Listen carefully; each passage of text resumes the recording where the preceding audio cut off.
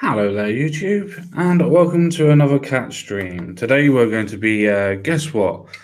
Talking about immigration as well as some zoo animals, as well as some other stuff. And yeah, we're doing well with that. I keep on forgetting to do that bit. I do it every time. Every time. It wouldn't be a cat stream without an echo. I do it every fucking time. But yeah, we're just about to do that. As you can see, it's just the two of us today. So it's just me and also my co-host, which is Yoga. Yeah, hi. Kind of dying at the minute. Headband. The strain for today is headband. 707 headband from Humboldt County Seed Organization. Very good. Very nice. Yeah, that's all right. So, how have you been, mate? I know you've been busy doing your farming and stuff like that, so that's good. Getting better. A couple more 3 swats. I'll be right in there. That's nothing to do with farming. Been taking a little break. I see you just marching forward on all the political things. Been taking a slight break on my channel. Therefore, I can be ready to combat the political malaise when we do our little thing here. I mean, with everything that's going on in the world, it seems to me, there are people made for analyses and commentary. You seem to be one of them, mate. You do very well. Think of Gavin McGinnis, Stephen Crowder, yourself, the Britisher. These people like this. Probably could name a couple more, but I'm not going to. I was going to say, speaking of the Britisher, we've got a story that's going to be reminiscent of the time of when we were actually there. It is the second story. Yes. So that's interesting. Yeah, but it takes a little something to deal with these things on a daily basis. And for me, I'm trying to give people a little peek into my life. I'm getting 10 lace wings. I've got my flock way down, and I've got to make a final decision. It's hard. Nobody wants to eat a rooster. So what I've ended up with is the hens that I want and way too many roosters. So now I have to say goodbye to like some 3-year-old boys that I've known for a while. And I do know some hillbillies around here that are more than happy to take and slaughter and eat a freaking 11-pound cockerel. I mean, dressed out. My biggest rooster is probably about 13.5 pounds. I have to weigh him. I will before they go. Finally, I'll put them on a hanging scale. So yeah. Well, anyway, but I love to do that stuff, man. I like to use my rototiller to till the earth. Like I told you in the pre-chat, I don't care if it's a trench I dug when I got stuck in my truck, whatever it is. I like to move dirt like an ant from one place to another. I reminisce back to the mythos of my father Jews, when God, finding man inadequate and unable to follow his simple rule not to touch one thing in beautiful paradise which he created for them, he struck them by saying, Adam, you, sir, now will eat bread by the sweat of your brow, and thorns and thistles will grow up amongst your tomatoes and potatoes. And I guess, my soul always goes back to that common sense. That's where I find solace. And it's hard for me to get wrapped up in the world. I would like to live in a place. I still, maybe one day I'll go further north here in Michigan where there are no human beings. That would be so beautiful. Oh, hi, memes of destruction. Aaron Telford. Hi, everybody. Well, eventually we got to talk about the news. At some point, yeah. See, I would absolutely love to do that. I'd absolutely love to be just far enough away where you don't see humans on a daily contact or a daily commute or just daily, but at the same time, just close enough to civilization to be able to go to the shops and not worry too much. Because I'm not too good with, but I would love to be able to do that because I just don't like humanity. I don't like the way that we are. I don't like the way that we're heading. I don't like the way that the future looks. The future does not look bright. It does not look orange. No, I agree. And there's still a few places where a person can. Marty Moriarty is a man that traps up in Alaska. There's a little series called Mountain Men that's produced by BBC. And he's one of the few left that if I mean, if everything just went away tomorrow, he'd have a little adjustment to where he realized, okay, my gasoline's going out. These things are going to be gone. Now I have to realize that my world is going to be this small 2-acre place where my cabin is. Yeah. What I have left to trap, because bullets are finite. Trapping is infinite. Yes. I mean, look, we got to give it up. Common sense. I don't know. This is not a trick question, but do you know who in this area, the northern lands of America and the southern lands of Canada, the Yukon territory, do you know who it was that went into these places, the first white men that went into these places to trap, to hunt, to live? No, I'm not too familiar with it was the French. And that, in fact, the only thing I know of that I've ever studied that makes me believe that the French are strong and noble people is that they tamed this rugged land. I mean, I think of, Pierre and Lazy John, from Old Franquet, that went out and trapped and lived alone for years at a time, and would trap the wolf, would trap the beaver, would trap whatever it was, and would stockpile and would bring them back, and then have a fortune and drink it up in town in 3 nights with hookers and whiskey, and go back and do the same thing for 3 years. These were all Frenchmen, these rugged men that carved out this area. And they left a spot left for us, but I don't think, common sense, I'm not gonna lie to you, you couldn't make it, neither could I. No. You fucking dropped me off in the Targa up in Siberia in Russia. You dropped me off in the Targa with a snowmobile, 50 gallons of gasoline, and the mix for everything that I need, but no structure built or anything, I'd die. Yeah. There's many people that have made it up there with nothing. I don't think that I would. If I had the structure, I'd probably be able to live, as you quite rightly just said. If I had the structure, I'd probably be able to work myself out and be able to do it. But I don't think without a structure, I don't think I'd be able to build myself a structure warm enough to be able to carry on. No, I don't think I could either, even if I had a chainsaw. Well, I don't know. I suppose you could always just build an igloo. A log house with a chainsaw too. That same guy, Moriarty. Marty Moriarty, I've seen him build them with those. You run the chainsaw down, but I don't know how to do it. Common sense. I mean, and plus, imagine the energy I'm talking about. And you were like, "Ooh, I'm talking about a measly little time with my fucking rototiller out in the sun today." Imagine you're dropped off. You have all the supplies, all the tools, but now you have to do it. There's no one there. I'd fucking die. I'd just have to wither up. Did you remember the movie with Anthony Hopkins and Baldwin, the bear movie? What's it called? Hopkins had a badass old lady, and fucking dude man was fucking her. They went up. He was a photographer, and they went up in a plane crash in Alaska. You don't know that movie I'm talking about? Somebody in the chat tell me they know. It rings a bell. It rings a bell, but I can't think of the name of it. Ain't Jack. Well, I'm going nowhere with this. Fuck it. No, the point is I would curl up and die of shame, because that's what he kept. Look, the guy that was fucking the old man's hot old lady was like ready to give up. Yeah. And Sir Anthony Hopkins was like, "No, mate, no, you can't lay down. The people that die out in the wilderness die of shame, and we got to go on. We got to move on." Yeah. And they made a. Oh, you have to see them. What the fuck was that? But anyway. Hey, does anybody know, speaking of bears, is Bearing back on YouTube? I know that he's been on his Patrick channel for quite a while. They just I don't know if Bearing's come back, though. Hey, what the son of a bitch. That wasn't good. You got to give it up for the segue on this. How it's like how it's cascading down. Yeah, no, I see, but unfortunately, there's actually no bears in that story whatsoever. Well, but I was thinking, you guys say lions, tigers, and jaguars. Oh my!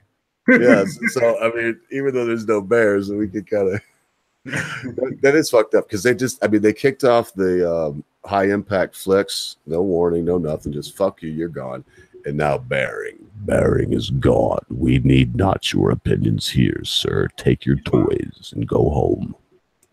He is back. His actual Bearing channel is back. Oh, well, fine.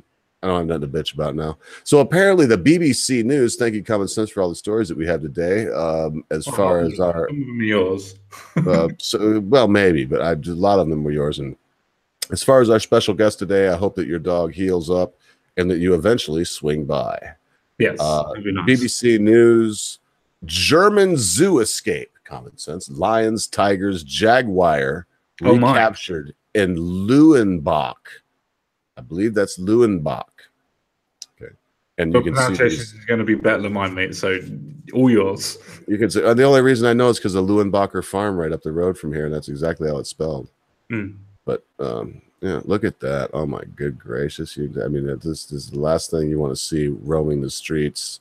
2 lions, 2 tigers, and a jaguar that escaped their enclosures at a zoo in West Germany have been recaptured. The animals were found inside the zoo compound in Leuenbach after a search involving a drone. Officials told German media. You're not going to be walking around with 2 fucking lions, 2 tigers. They put that right in there, right? You put it right in there, like involving a drone. That's what the officials told the German media. Local residents had earlier been told to stay indoors. A bear lion trying to fucking get through your door, wouldn't it? Oh wait, there's a window. A bear also escaped from the privately owned Eiffel Zoo, but was shot dead. Eiffel, whatever it is. I thought it was Eiffel. Eiffel, whatever that is. This zoo right here. This particular zoo right here. Common Sense Guy and I cannot be held responsible for any mispronunciation of words that we don't already know. But it was shot dead. This bear was shot dead. Do we have a Harambe situation? A local official told, well, I'm just wondering, what if it's a black bear? Common Sense. What do you mean, no? What if it's a black bear? So anyway, we're getting close to the end here. The animals broke out after flooding from a storm damage of their enclosure. A massive search was then launched involving police, firefighters, and veterinarians. That sounds like the trifecta. Local authorities did not give further details of the recapture, but a spokesperson told AFP news agency that the animals were in their cages. Yeah, now. That's what we had to look with a drone.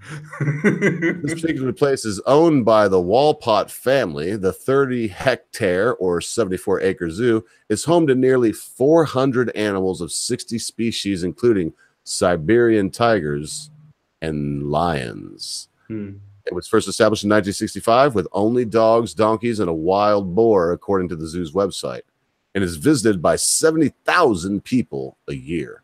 That's not really that's not that many.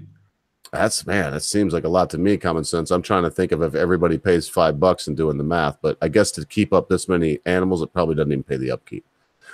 So you're probably right to actually keep that zoo that they've described up here with 400 animals. Imagine feeding them. So it probably costs a lot more than $400 a day. That'd be $1 per animal. So I'm not sure what this works out to. Anyway, Friday's escape comes 2 years after 2 lions broke out of their cages at a zoo in Leipzig, in East German town. Yep. One was shot dead and the other recaptured. And this is just a little map here kind of showing you where Leuenbach is. I bet they make good beer there. Well, run, yell, and tell. The bears are in the street. Yeah, no, I mean, the reason why I brought this story up is just because I thought it was not a funny situation, but it was just interesting that where I went onto it, it was one of the top news and it was breaking news, and it was just a case of, oh, okay, looked at it and I just thought, tigers, lions, and jaguars, oh my. Of course. I mean, you can tell that there's lots of problems with the weather. I mean, you can see literally by the video that's halfway down, the fact that there's a hell of a lot of water that's around, at least groundwater. They've taken a pounding, people. They've taken a pounding. Well, I don't know. I can't feel bad for folks that, have it. They're just, I don't know what to say. Listen, nature's nature.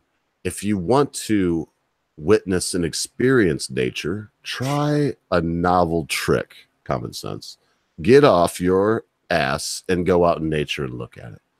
And if you're out there and if just the people that were willing to do that were there, well, then shoot it and kill it and bring it home if you want, like Teddy Roosevelt did. There'll still be rhinoceros there for the next person. But as it is now, this caging of them, yeah, I'm sure. What did you tree hugger? No, definitely not. It's not a case of that. It's more of a case of for me, it's a case of you've got to look after and preserve the animals that are actually going endangered and having endangered species. To be able to go out and say, "Oh, this is we should do what Teddy Roosevelt used to do." Americans did that with the wild buffalo. Is there any buffalo in America anymore? But that's not doing what Teddy Roosevelt did. What that's doing is going out and mass slaughtering animals for freaking a whopping $5 a piece, and they're just slaughtering them so that you can pile, So what Teddy Roosevelt did was he went into their habitat, pitched a tent, wrote some bullshit memoirs and read books, and in between that went on hunting trips where, so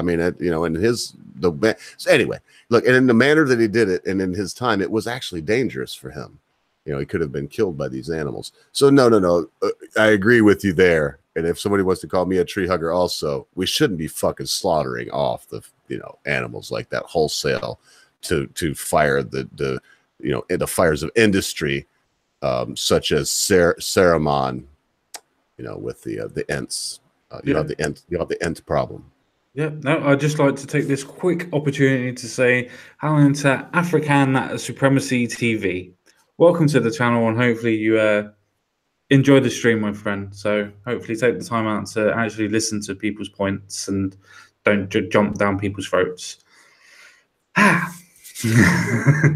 that being said, what should we move on to now? Are we finished with this story, or should we? It looks like we have something from Sky News here next, and we can get into some more newsy kind of stuff if you'd like to. Common Sense. We've got something ready and fired up right here on the grill for you if you're ready. Yeah, I think that that would be quite interesting because I remember my situation with the Catalan and with, as we said before, a previous co-host when I suggested that there might be some form of corruption. Well, this is from Sky News. Thank you once again, Common Sense, for these good stories. Spanish PM Mariano Rajoy ousted in no confidence vote amid corruption scandal.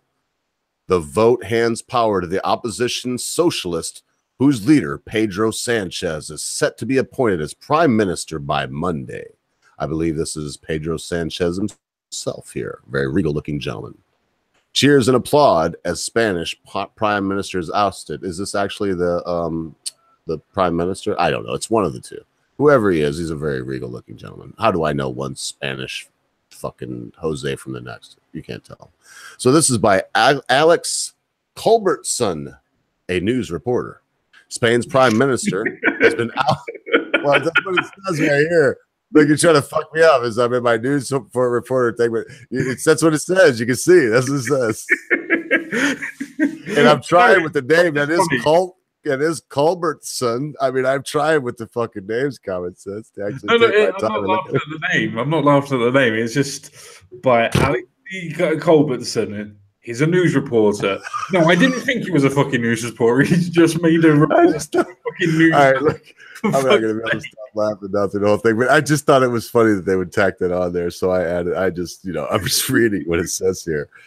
Much like if you've seen Anchorman, it's much like that. So Spain's prime minister has been ousted in a vote of no confidence following a corruption scandal. We've already heard that in the high bar, but here we go. Mariano Rajoy admitted defeat ahead of the vote on Friday morning and departs after 6.5 years as the country's leader. He is the first Spanish prime minister to lose such a vote since Spain transitioned to democracy in 1977. The no confidence vote hands power to the opposition socialists led by Pedro Sanchez, thanks to a narrow majority they hold in the 350 lower seat house. The motion to dismiss Mr. Rajoy, called by Mr. Sanchez, passed by just 11 votes. Mr. Sanchez, 46, is expected to be appointed prime minister by Monday after King Felipe VI swears him in and will appoint his cabinet next week. So this, I believe, is the man that's taking over. Am I correct about that? Common sense? Do you know him by face? Yes, that's Mr. Pedro Sanchez. Yes. And I got a little bit more here. I'll read as much as you want, but this goes on. What is there a particular point? Well, let me go on a little bit longer here. Let's see if some of this wets us, because this is I know where you're going with this, and I'd like you to open up as soon as you want me to stop. You say stop. Mr. Rejo, who was one of Europe's longest-serving leaders, told the Spanish Parliament he was proud of his record. Quote, "It has been an honor to leave Spain better than I found it. Thank you to all Spaniards and good luck," he said. Spain's benchmark stock index, the IBEX 35, was up more than 2.1% on the news. The vote of no confidence came after 29 former members of Mr. Rejo's Conservative Popular Party were convicted of corruption last week. Spain's national court found bribes were offered to former Popular Party officials in exchange for popular contracts. The party also received a hefty fine as a beneficiary. Public. The party also, pardon me? Oh, public in exchange for public contracts. Oh, what did I say? You said popular contracts. Yeah, well, same damn thing, right? They're very popular, but thank you for that correction. The party also received a hefty fine as a beneficiary of the kickbacks for contract scheme. Mr. Rejo became Spain's first sitting prime minister to stand witness in a trial over the corruption cases believed to have taken place between 1999 and 2005, and many called for him to resign. That will do. That will do. To me, did you think they had this plan from the start? Common sense? Is that what your whole what this is? Do you believe that this was the way they were going to get this party in from the very beginning? No, the way that I thought that they were, I didn't think that they would actually go down this road. I think it's the case of the socialists have been able to actually find stuff that's been going wrong, and people's contracts have been not renewed, especially with some of the contracts in Catalan themselves. The point that the reason why I brought this up was for a specific reason. For the fact of Catalan, where we had a specific person telling me that there was no way or form that the government could form any sort of form of corruption. I wouldn't be able to push through any sort of law or any sort of form of contract on the Catalonians, or trying to force any laws against them or anything else like that. And somebody was telling me that there was no way that their government would ever be any sort of form of corruption in it. And this story is basically just to confirm that my hypothesis was correct, that I was correct, that there was a form of corruption going on in the Spanish government. And with that form of corruption in the Spanish government is the reason why democracy in Catalonia wasn't able to be upheld. The Spanish have always been corrupt. I mean, that's where we get spics. We get spics from Spaniards. Yeah, something like that. You know, so, I mean, well, everybody knows you can't trust a spick. I'm just saying that, and you get that. No, I'm just teasing. What I mean is that it happens in every government, but the way this one came about, the way this stuff is happening, I didn't see it then. I really didn't give a shit. But this Socialist Party has weaseled its way into prominence. It didn't do it by vote. Just remember that. It did by vote of ouster, of no confidence, but not by vote of the people. And I do believe that's what you were defending in the beginning. Common sense was the vote of the people to say we don't want to be Spanish anymore. We want to be Catalans. Yes. Catalans. Sorry. Yes. Yeah. Well, that was the point of the reason why I was supporting Catalan when they were going through their referendum results, and when other people were telling me it's not a country, it's not this, and the Spanish government is able to do this type of things, and they're able to do this, and I'm telling other people, no, this is a form of corruption, the government is forcing this through. And yeah, everybody was screaming and shouting at me, if you remember off air, saying that no, there's no way that there's no way that type of government would ever become corrupt. And I just wanted to say that there is governments are always corrupt, because governments are people, and people corrupt. People always corrupt with power, especially when you've been in power for 6.5 years. Human beings corrupt. We talk about communication, and we talk about bonds as far as family bonds and social bonds go, and we always think about the easiest relationships to have. And of course, the easiest is you and you and you, and then you and one other person. And then it grows harder as you add another one, you, your wife, your child, you, your wife, your child, another child, you, your wife, your children, and 3 grandchildren. And it goes on. And these things become more and more difficult, more and more intricate as they go along. But when it does start with you and you, it's still a conflict. Let's remember one thing. I'm going to say this as an absolute for myself. You can say it and believe it if you don't or whatever, but this is the fact. We disagree with ourselves. Yep. We can't trust ourselves. We're more critical of ourselves than other people would be. Therefore, our own judgment of ourselves is not to be trusted. Yeah. So when I look at this, you can't government. I mean, for anyone to say that any government, this is the point of that. I want you all to think about this. For anyone to say that a government couldn't be corrupt, okay, any relationship is corrupt, starting with the easiest one. And what is a government? Except for a relationship between them and us, some kind of ruling class. What it basically comes down to is a government. And there's a better definition if you go look at a dictionary, but I'm going to tell you what the best definition is.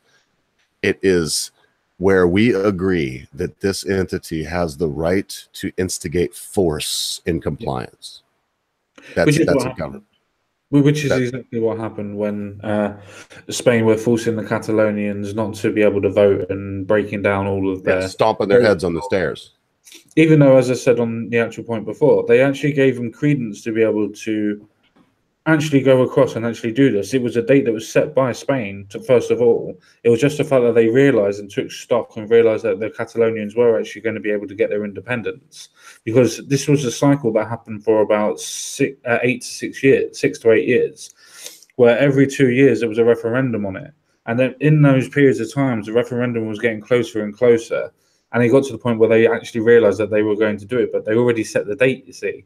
So they couldn't go back onto it. So they had to interfere with it. And you also had people trying to tell other people that it was against their constitution. It wasn't against the constitution because they were having a referendum on that version of the constitution. That's the reason why they were separating. But anyway, before rehashing all of those other ideas, that was the point I was trying to make. The fact that it was the case that the Spanish government in itself is corrupt, just like everything else in the fucking EU. But I challenge you this. What government isn't corrupt? Do you believe that the government that would rise up from the people being kicked on the stairs that you and I watched when the Catalonians, we watched it, the government, I mean, they came in there jackbooted, baby. Yes, they did. I was actually, and I told you then, I was rooting on the side of the jackboots. I know you were. Because of the way things were. But I'm under no illusion, common sense. The other party would be just as totalitarian. We all know corruption, absolute. We all know this shit. Listen, I highly recommend Jordan Peterson's 12 Rules for Life. If you're a psycho geek, anything like that, if you like science and psychology, oh my goodness, man, what a great book. No, you make an absolute greatest point. That is the fact that no government is. I was stealing that from him. I actually, that's why I was giving reference to it. The comment says because what I was just saying was coming directly from what I just listened to today while I was working. It came right out of it. It was like almost word for word what I just heard from him. So I had to say something. I don't want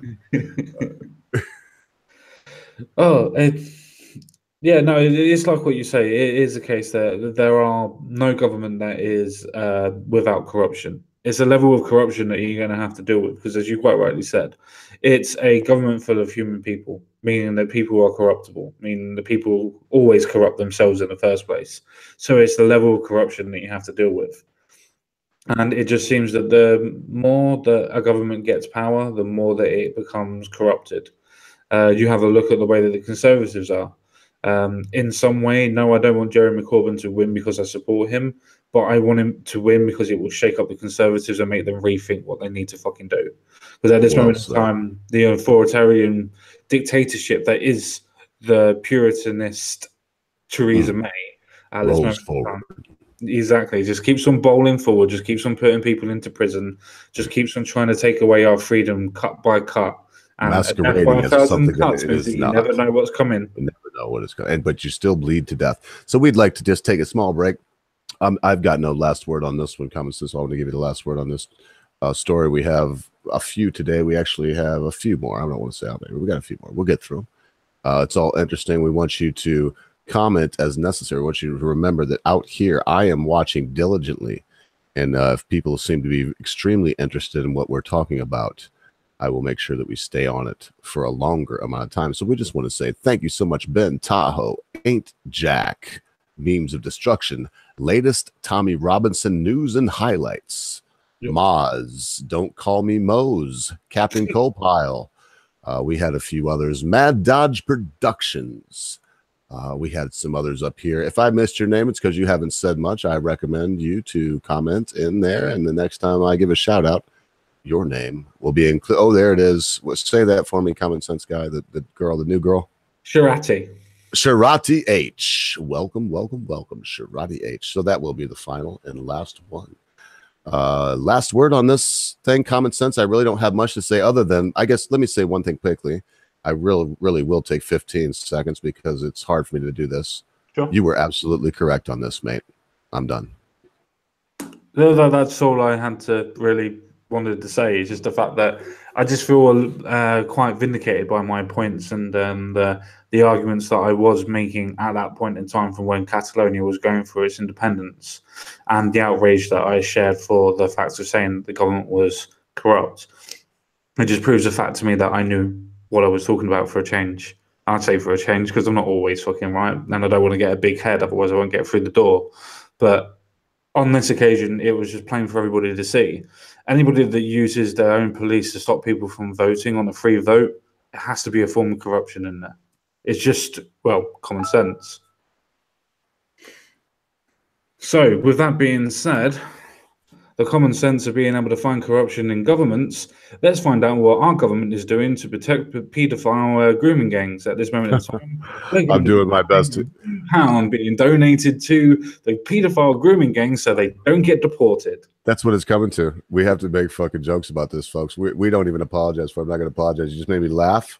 And I'm so glad that as I look at these nice gentlemen, this very kind-looking gentleman here that looks like Paco de Pacas, coming from the Rio Grande to rape your women.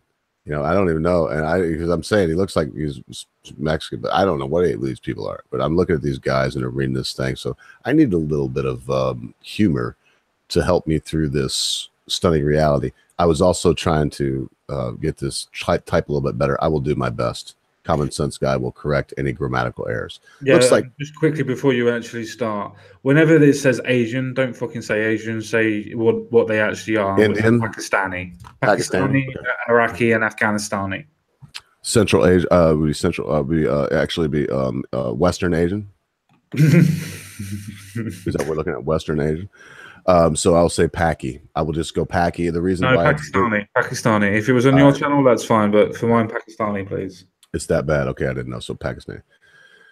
So these Pakistanis. Pedophile grooming gang receive over $1 million in legal aid to fight deportation.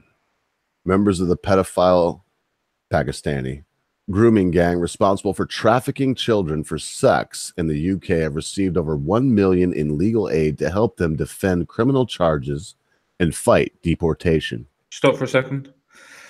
Now, the reason why this is really, really important is because most English people will know, but for people that don't know, it is really hard for people to be able to get legal aid nowadays. It is fucking hard for people to get legal aid in general, and just for family court or any sort of courts that you're going to where you're just white and British, it's fucking really hard to get any sort of funding for legal for legal aid at this moment in time. So for somebody to be able to get £1 million between these people to stop their deportation, that's the point that everybody's bringing it up. It's not the fact that the cost of it, it's the fact that they're getting legal aid when so many other people that deserve the legal aid are not getting it. That's the point and the reason why there's so much outrage. I can't agree with you more. Hammered Spud as we continue. The pedophiles who raped children as young as 13 are now receiving taxpayers' money to help them retain their British passport and stay in the country, despite the sickening and depraved nature of their crimes. The pedophile is using Article 8 of the European Convention on Human Rights, which safeguards their right to family life. The pedophile grooming gang who raped, abused, and tortured countless young children claim that being removed from the UK will harm their families. Stop. There's a reason why it's going to harm their families. It's the same reason as if you were going to actual prison for it. The fact that you would be put away for actually doing a crime. The only difference is the fact that you would probably be able to get back into the country within 4 to 5 months anyway. Where if you were in prison, all that would happen is you would be well looked after in the community that you'd be able to integrate yourself into absolutely as quickly as possible, because obviously same beliefs and systems like that. So you'd be absolutely safe and fine in there. In fact, you'd probably flourish in the prison system. So I have no idea why you're actually trying to stop yourself from being. Oh, I know why you're stopping being deported, because you actually get benefits. And the actual point of actually having your family while you're away, still getting fucking benefits while you're in prison. Because if you get deported, they get fuck all. Sorry. Yeah, and I look at this gentleman right here, if you can see the one I'm talking about right here, and he looks like Prince Nassim Hamed, the 90s boxer. And I look at these. Listen, I want to say one thing very clearly. As I often state, the Constitution of the United States says that you Britons and every man, woman, and child ever born on this great green flat plain we live upon is endowed with certain rights on their birth, given from the one that gave the very spark of being. And that said, these gentlemen are all innocent until proven guilty. But if, common sense, they're proven guilty of this type, and as I look at these boys, can you pick the 1 or 2 that may go out and get the young girls? I can. And I know it's wrong for me to do it, but can you do it, mate? Can you look at them and see the one? I would have to say that it would probably be the ones that go out and get the girls. I'd have to say that it's probably the 2 in the middle at the top. At the top, yes. Yep. That's exactly. And I'd already pointed to one, so I put something subliminal in you so we can at least agree that the one on the left at the top middle would we agreed on that, but without knowing. Well, so we can quite easily expand on that. The reasons why we would actually think that it would be them particular 2 is because we can look at the rest of them and we can judge them on the fact that they are probably the youngest out of the people that are there, which means that they would be the most common age for the girls to be able to talk to them and feel less threatened. It would be able to go into their areas without. Sorry? No, I'm sorry. You were talking. I was going to say it's probably the case that they're the better looking out of all of them. If you wanted to say that, they're probably the better looking. So it would be a case of they would be grooming them for the boyfriend material, where the other ones would be a case of throwing money, sex, and money, drugs, and alcohol at them because they wouldn't be able to get any sort of physical touch from them otherwise. Well, the rest are the disgusting people. Oh, actually, I would say that the 2 in the middle, they're all bad. They're all bad. I'm not saying that the others aren't disgusting. Just hear me out. The rest are the disgusting people that couldn't even get laid in their own age bracket. Yeah. All things equal. Yeah. The other ones are because they're making them all look as bad as they can with these pictures. But look at them. I mean, think of the ages, people. And I can't even the 2 on the top middle. Listen, I talk a lot about freedom, and I talk a lot about personal responsibility. I talk a lot about, how I love liberty. Listen. If you're involved, if someone is involved indisputably in taking young girls, I really don't care. See, where these people come from, common sense, where these Pakistanis come from, yeah. It's normal, okay? In the Quran, it says if they don't have pubic hair, you're not raping them. That's just a fact. I'm not making that up. I'm sorry that it's true, but that's true. So where they're at, they do have this culture where they bugger young children, whichever one is their pleasure. Yeah. And so they come here and they want to continue that. No, I'm saying, listen, in the Western world, if we know that you are intentionally grooming young kids in order to bugger them, all right, we don't want you here. We actually want more than that.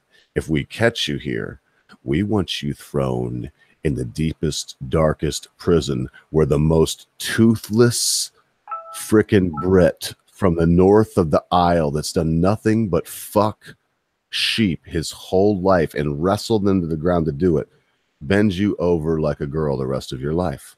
I mean, that's what we want. Well, I think that would be too good for them. I personally would rather send them back to their own country and get them to fight on our national service. That's even better. That is. But, I mean, send them back. Like to just quickly point out, for the actual story purposes, they've already been convicted of the crimes. They're now being decided. It's now being decided whether or not they should be deported as punishment for the crimes. So they've already been convicted of said crime. They should definitely be deported. I know that's the big part of that story, common sense. But can we both agree that that's petty? That's a nay. That is a non-starter. It's a non sequitur. They should agree with you. I completely agree with you. That actually, I would actually go even further and actually say I would bring back the death penalty for these type of people, because I think that the only way that these type of people are ever going to learn from the facts of how many grooming gangs there actually are out there in almost every city. As I said before, there's around about 72 different places and different sets of grooming gangs that have been caught now, or at least aware of.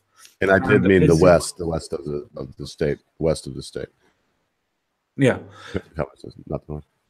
I think I just want to bring some levity, because here's the thing: so if the death penalty's enacted, which I don't disagree with, that means their remains could be deported. But let's say this: I think deportation should be without saying. But if they did something horrible like they're saying they did, and they're found guilty of it here in the UK where you're at, before they're deported, they should do their time. So if they've done these things, it costs the British taxpayer money, and that's the whole point of what this. Well, then I'm with you. Then fucking chop their heads off. Yeah, I'm not. It's not a case that I'm going, oh, well, we should chop their heads off because of money and things like that. It's chop their balls off and send them back. Well, I'm not bothered either way. The reason why I'm saying that we should have the death penalty is the fact of, not because it's a case of I feel that that's a suitable punishment. I do in a way. But the reason why I would have it like that is because that's the only way that people from that type of culture are going to understand that if you do this, you are not going to be hailed as a hero. You are not going to be paraded around in prisons. You are not going to be paid for by the British public. You are going to be hung, drawn, and fucking quartered, and you are going to be made a fool out of. But you are not going to rape our little girls and fucking get away with it like that. But someone makes a good point. If they're deported, what's stopping them from coming back? That's why I said I wouldn't want them deported. So, I mean, it's more than just mutilation. It's more than just chopping off their hand or their Johnson or their bollocks and their meat and veg. It's more than that. It would actually be termination of life upon finding guilty of this kind of thing. And then I would have to say that the evidence if I was ever to agree with something like that, I would have to say that the evidence would have to be overwhelming. Yeah, I mean, undisputable. Do you all have juries? It would have to be a jury, in my opinion. It would have to be 12 human beings that are coming in there to listen to what happened. I mean, I don't completely agree. It's not a case that I feel that it should be a witch hunt or anything else like that. It should be done by our British legal system. It should be done properly. It should be done by impartial people that are on the jury, if possible. Yeah, but the CPS you've told me is pretty corrupt. You don't want to depend on them. No, I don't. But it's the only system that we've got, and if we're going to try and show them that we are better in our own democracy and we're better in our way of dealing with things, then we have to trust the people that are in place. And if we have cases that are built up that are structurally sound, and it comes to the case of, well, people are actually now getting the councillors and the police are now coming out and saying, oh, well, we've hidden different bits of pieces because we were scared that we're being racist. It's a case, well, now they go on trial, and it's a case of you're now going to be on trial for not doing your job rather than somebody just calling you a racist. What are you now going to be scared of in the future? You losing your job, or you going on trial? What are you more scared of? Trial myself. Exactly. I mean, losing your job, you always, I mean, panhandle if nothing better, but do you lose your freedom with the other thing? Man, I mean, I know it's coming up next. I'm not necessarily trying to segue, but we could go around on this forever. But think about Tommy Robinson in Hall Prison. Like I told you in the pre-show, man. Look, we tend to forget that even in bright England, where Lady Justice was born, if you ask me, we still see this dark age system of penitentiary is what it's called. It's not really a penitent place. It's a place of punishment. But Hall Prison, I mean, it's where I'm reading these testimonies from people that have been there that were hardened criminals, been in other prisons. Finally, they were sent to Hall Prison, and they said they actually felt bad in their hard inner hearts, common sense. So I almost feel like I want to say one more thing before, because this is kind of a segue, but kind of not. Because when I hear you say it costs to keep them, why not put them in a horrible situation that does cost your society, but shows them, if we find you and catch you, we'll do something worse to you than kill you. We will keep you in prison, and we will institutionalize you over a 30-year period and then send you back to your country of origin without hope of returning. Because they'll live a happy life, because they're already in with a group of people that are But see, their you mindset. should look to the American way. I told you some prisons here. We have the Kansas State. I understand that, Ogre, but I have to go with the fact that our prisons are almost to the point of 40 to 60% filled with Muslims. It's not Right. going to. You got to It's keep not them going away. to You put be them in against solitary it. confinement. Solitary confinement. 6x10. Solitary confinement. Toilet in the room. Yeah, you give them a TV and stuff, but you don't touch them. I mean, these people, like in Kansas State, they go crazy common sense, and there's hardly any of them there that have been there for 10 years that don't act out just so that the goon squad comes in and pepper sprays them in handcuffs because they want somebody to touch them, because they've went a year without human contact. Do that to them. And I gotta say this: our justice system. All this being said, people remember this. This is the words of an anti-statist, anarcho-capitalist that believes that government should be in the community. So if my community finds somebody stealing from them, like breaking into somebody's house, and we want to put them in a pit in the clay with water drizzling down, or the winter with, you know what I mean? We do that. We do whatever we want. We want to hang with, but see what I mean? So Yeah. I don't know what to say. Government is always bad because it's the initiation of force. In its own way, yes, but at the end of the day, you still have to. Sorry, I can't believe I'm using the fucking phrase "at the end of the day." Do it, big guy. Look, you got glasses on too. You become this erudite fucking really, like, all of a sudden, really, like, what do you call them? They're really posh fucker since you went to school, eh? Cheers.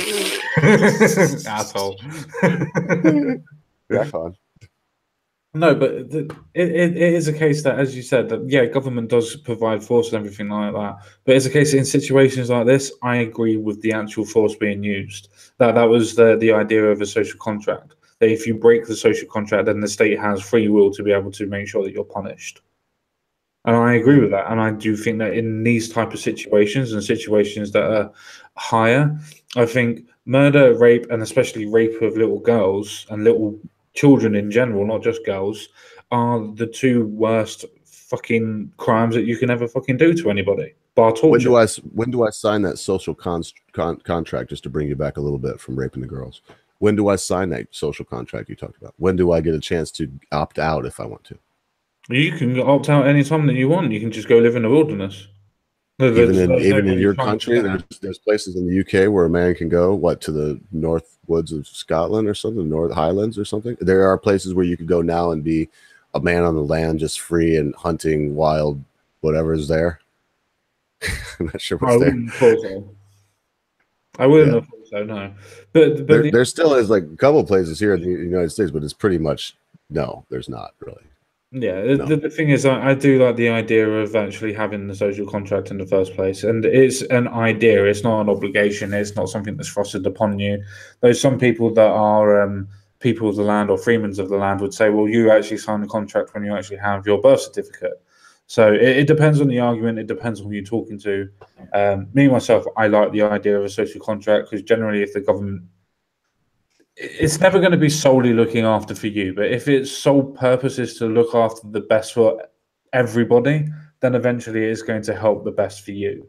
So it looks out the best. It's just a case at this moment in time, for some reason, where as governments, most governments in Europe at this moment in time, they're not worried about what's going on with the Muslim fucking rape gangs, and they're just not bothered about what's going on with the Muslim culture in general. It's just a case of, oh, well, if we just keep on not saying anything and not reporting on it, then everybody will be fine and it will settle down by itself. And it's not going to. You're bringing people over that are used to war, that are used to warring with each other. The way that they settle disputes is by chopping people's hands off and killing people in themselves.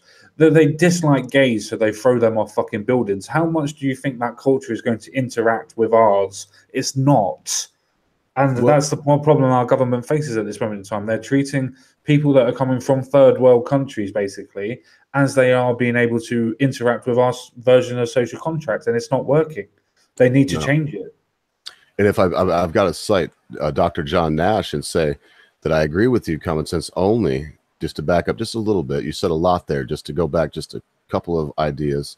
It only works when what's happening is best for everyone and the person. So it's only best when you do what's best for everyone and yourself. Yeah, it's an equilibrium. I mean, you know, in capitalism, that's why I'm an anarcho-capitalist. You're talking, you're preaching why I'm an ANCAP. Everybody laughs at that. Oh, ANCAP. Okay, well, laugh, but did you ever look into what that actually means? You're laughing at the idea that you could be the master of your own self. Yeah. And decide how much of your resources you donated to whatever you thought was worthy.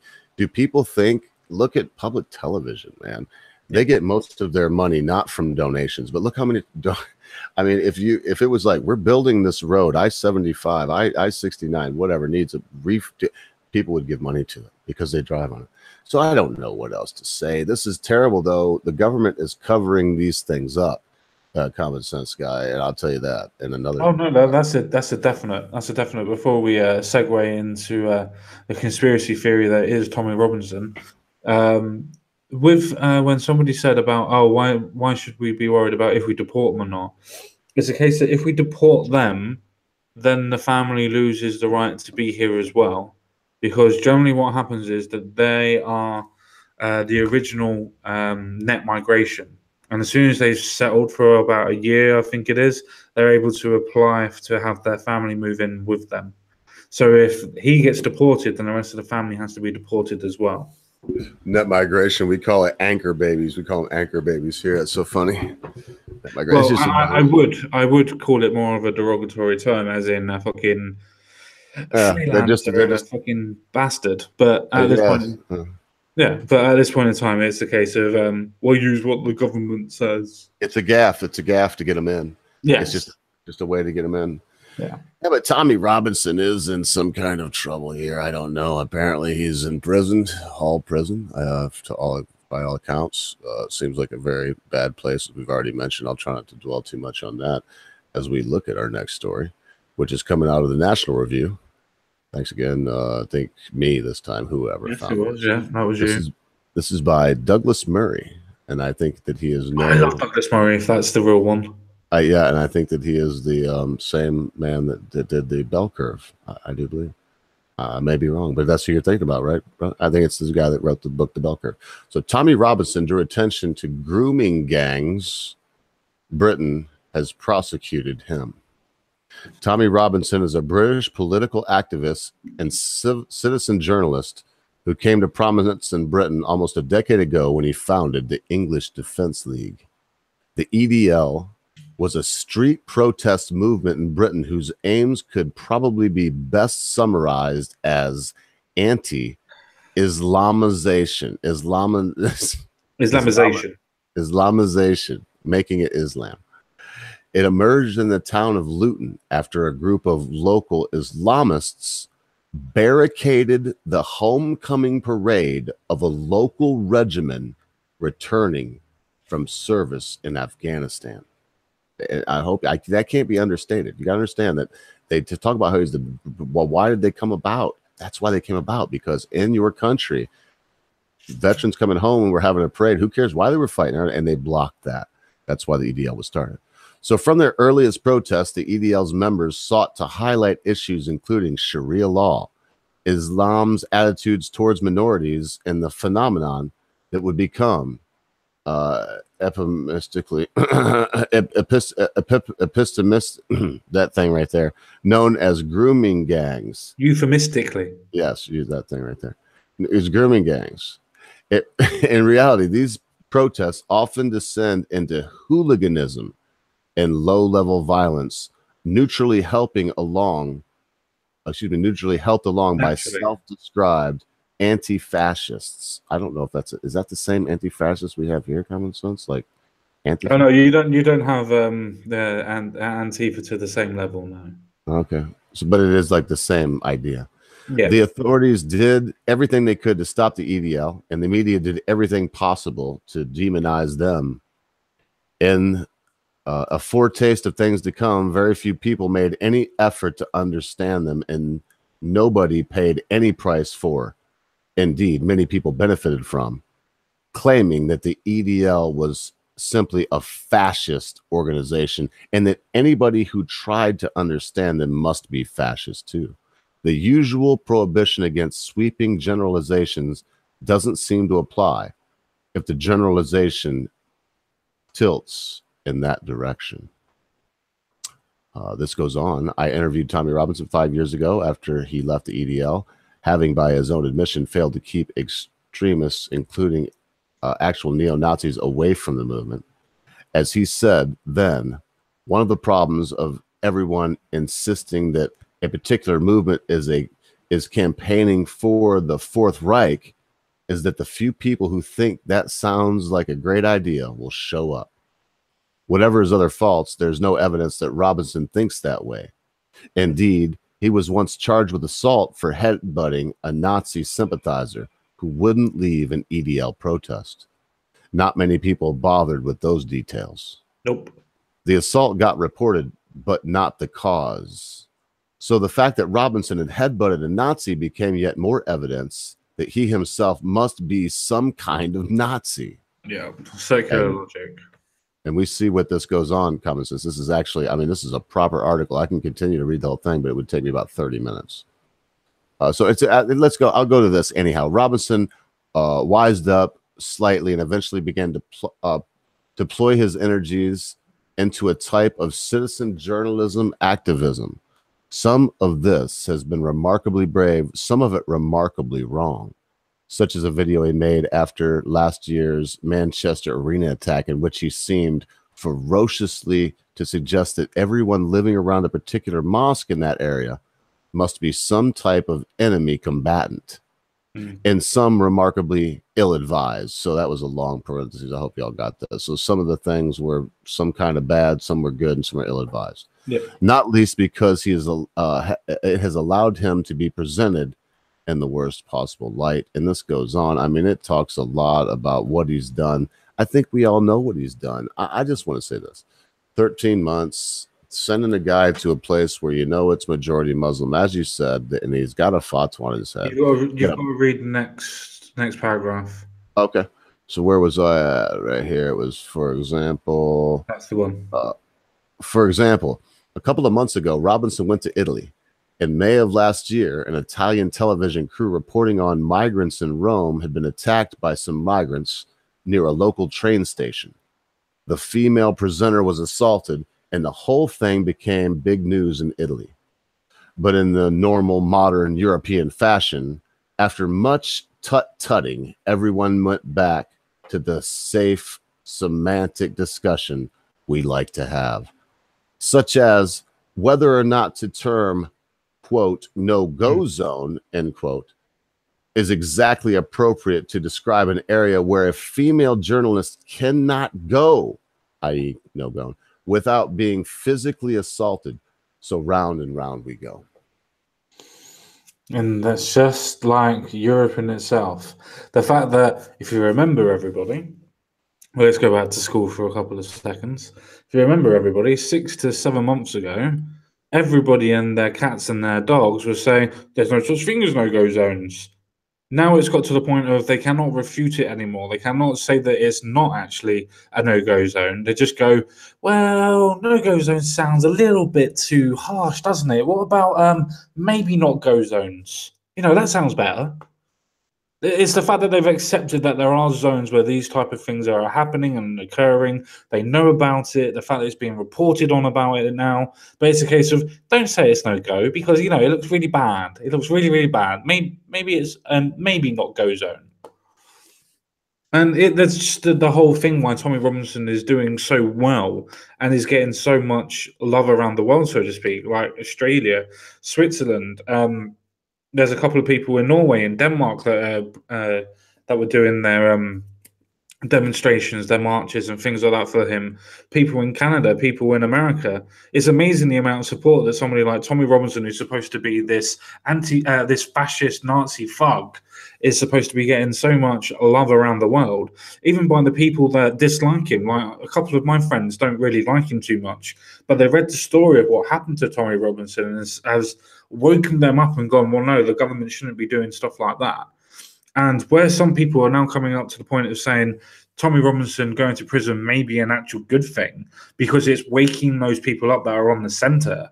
It's a case of maybe it is a good thing, but the way that he's gone to prison should prove to the fact that if they are going to be into this fight, then they're going to have to realize that it is a fight. The government aren't going to try and stop you from talking, which is the reason why a lot of people won't go out and talk about this in real life. So anybody that does will get followed to no end. It is just amazing that somebody like Tommy Robinson has got this much of a cult following for speaking the fucking truth.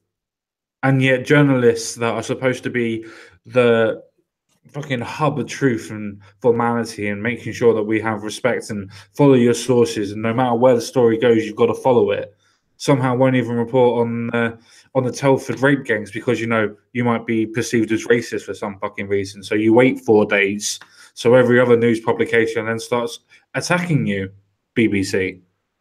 So where do you go when the only people that are talking about it are these fascist, racist, Nazi people? Where do you go? You get forced to follow them.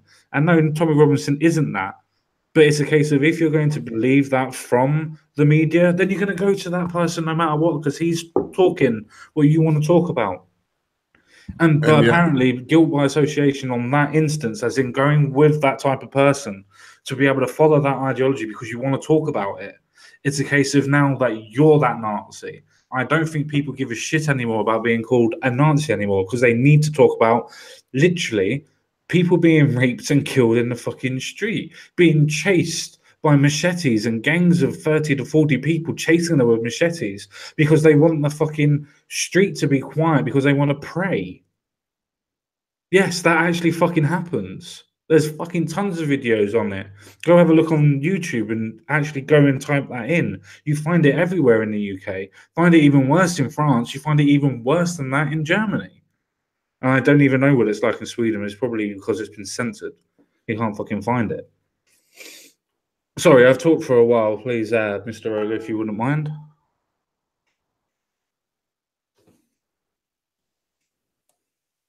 Oh, okay. I'm on a diatribe by myself. I didn't realise. It was lucky that I went on a massive rant for a while because I've only literally just realised you weren't there.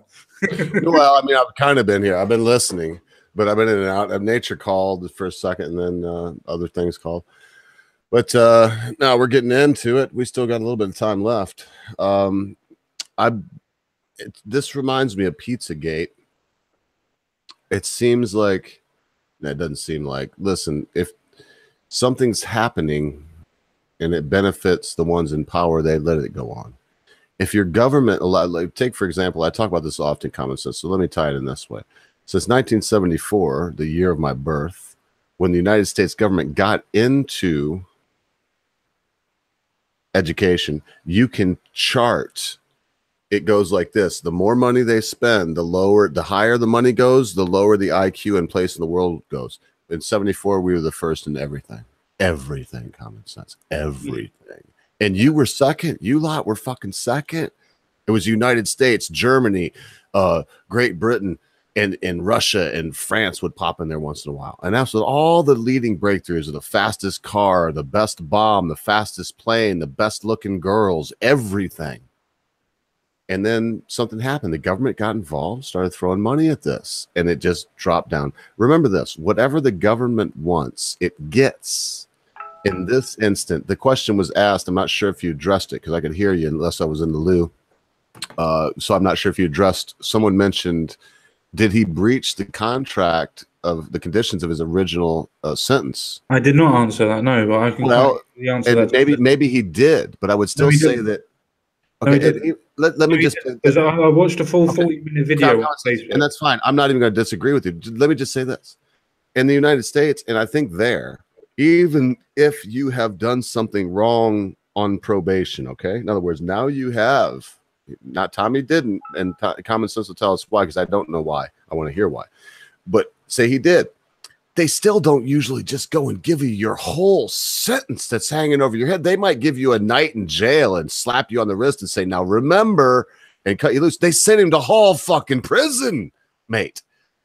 So carry on. Whatever it is, guilty or innocent, they still send him to the equivalent of your gallows. I mean, the worst thing they could do, they sent him there. Yeah. The people are trying to conflate what's actually going on. The reason why he didn't break his conditions was that when he was there and he was videoing and everything else like that, there was a 40-minute video on Facebook. It is around somewhere on YouTube. Somebody has posted it. I can't remember the name or where the link is at the minute, but it is around. And in that video, he asked coppers that are outside, is he okay doing what he's doing? Is he okay doing this? And the coppers tell him yes. And the thing is that when he's arrested, he's not arrested for contempt of court, which is a specific charge, by the way. It's a specific charge for contempt of court. He's arrested for breach of the peace and incitement. He's not arrested for contempt of court, which, as anybody will know, is a specific actual charge. He's not arrested for that. And then it's a case of what Ogu has literally just said, that even if you are on a suspended sentence, you are still allowed to represent yourself. You're still allowed to have a lawyer that is there to represent you. It's not arrested that day and go to prison that day. It's not fucking arrested and go to damn Hall prison in 4 hours time, mate. I mean, my goodness, what is he? For me, to imagine that happening here, the equivalent. In other words, in this state, you were arrested, and within 6 hours, you were in Jackson State Penitentiary. Look it up. It's on the top 10 list in the United States for worst prisons. Jackson State Penitentiary in Jackson, Michigan. To get their comments, I mean, like that, you would have had to have tried to kill our governor. You dig it? You'd have had to have taken shots at or shot the governor. You would probably be in Jackson State Prison as fast as they could drive you there in the dankest, darkest cell. And that's what they did to this guy. I mean, when I think about that, holy shit, dude. It reminds me of, and like you said, the video, I mean, there's no need to even discuss that on this channel because you can see he was not disturbing the peace or causing or whatever the fucking newspeak thing you just said, because I know it. I can't even, what'd you say? What is it? It's the breach of the peace and incitement. But what he was actually sent to prison for, what he was actually sent to prison for was contempt of court. He was bloody sitting there calmly reporting these people that are pizza-gating it up over there. Well, but apparently your people, just like we want dumb people here, we want dumb people there. We want the Chinese to be smarter than us. Otherwise, we wouldn't have it this way because the government's funding it. They get what they want, like what I just proposed and what I believe. And so we get what they want. And for some reason, common sense, I can't imagine. I can only think, and I know you say you're disabled. I'm sure you are. I still feel bad for the guy that you catch in the bushes fucking some little girl with his back turned to you. I bet you could find enough strength to break his bloody neck before he knew what fucking happened to him. I'm pretty sure I could. I'd just like to quickly address what something that Memes has said in the chat. He suggested that they wouldn't, that the police wouldn't know what the particulars of his parole is. He wasn't on patrol. He was on a suspended sentence for a version of contempt of court, a version of.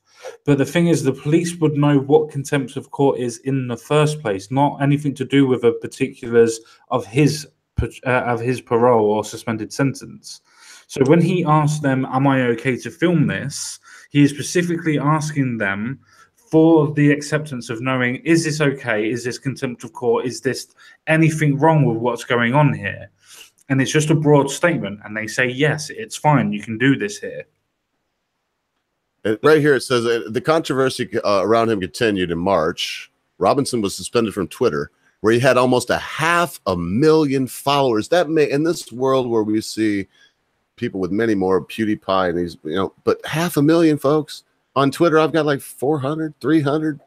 I don't even know. Anyway, that's a lot.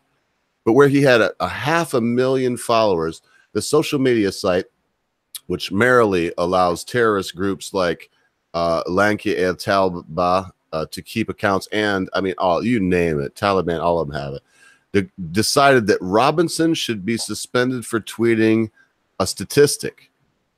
You get that, common sense? I got it. I mean, because I'm reading this whole thing as we're talking to, I'm skimming it, and some of this is popping out.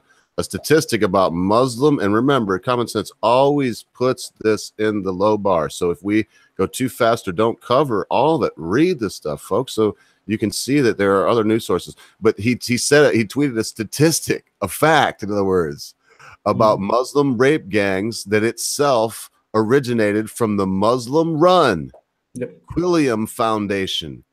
And it is on this matter that the latest episode of the Robinson drama started and has now drawn worldwide attention. He was kicked off of there for saying this is statistics that the Muslim Quilliam Foundation has said. These Muslim people have said it, and they come on, man. 87.3% of people in those rape gangs were Pakistani men.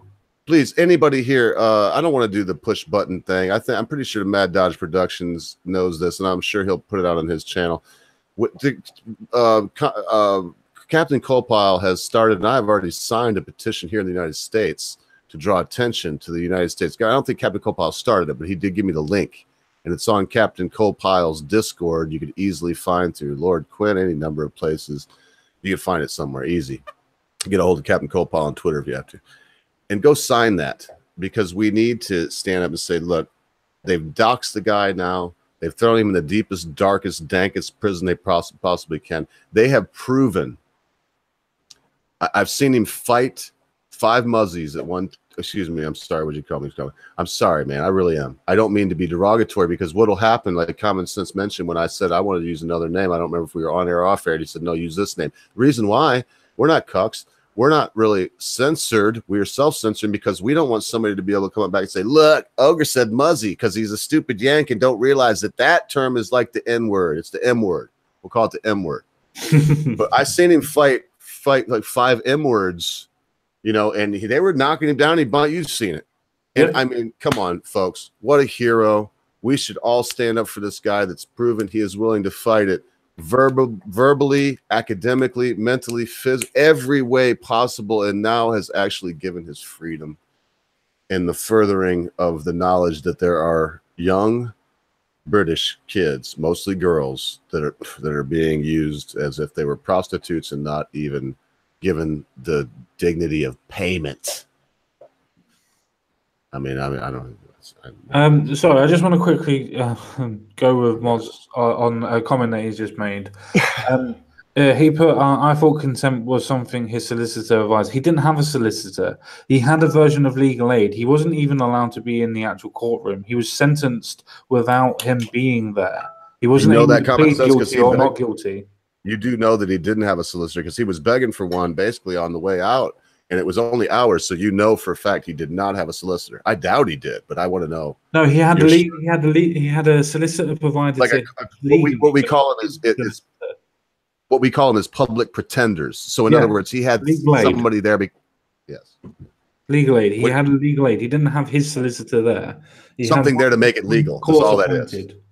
Right, court-appointed public pretender, legal aid. It's all the same thing. It's just somebody standing there that doesn't even care about him to make it legal. That's all it is. Yes, and he wasn't actually even allowed to stand in the courtroom for himself. He wasn't even allowed in the courtroom. So when people go, oh, he pleaded this, he pleaded that. No, he fucking didn't. His solicitor pleaded it for him, which was court-appointed. And by the way, for people that actually want to know this, you can quite easily find this on Twitter.